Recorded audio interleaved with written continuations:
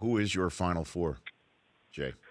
I had Villanova, Virginia, Michigan, and Michigan State in my Final Four. Now, if I were making those picks now, today, I would probably have put Arizona in there over Virginia simply because Virginia lost DeAndre Hunter, the sixth man of the year in the ACC. He broke his wrist, so he's out the remainder of the year, obviously the tournament. And that's a big loss for Virginia. That's basically taking he was their best NBA prospect. And you take that guy out of the fold, he's a redshirt freshman, so he had some real experience. That's a huge loss for Virginia. Can they overcome it? I think they can, but I wouldn't bet on it.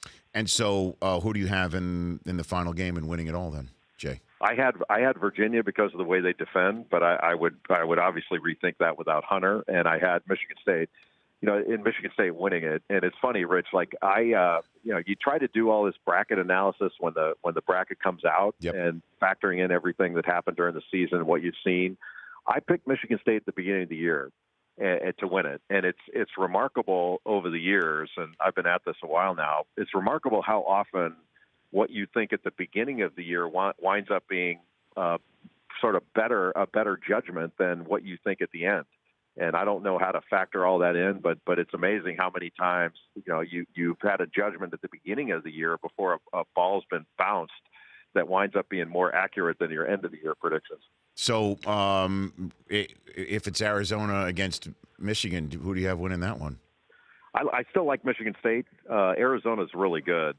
They don't shoot it quite as well as Michigan State, and I think Michigan State's a little bit better defensively. But Arizona's got DeAndre Ayton.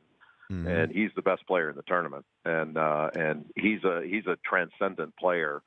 You don't see guys like him very often. He'll be the first pick in the draft, and he'll be an NBA All-Star and be a Hall of Fame caliber talent. And oftentimes in the tournament, if when all else fails and you're making your picks, count the pros and take the team that's got the most pros, because there hasn't been a team that's won in the last 20 years that hasn't had NBA players on it. The Rich Eisen Show, weekdays at noon Eastern on Audience.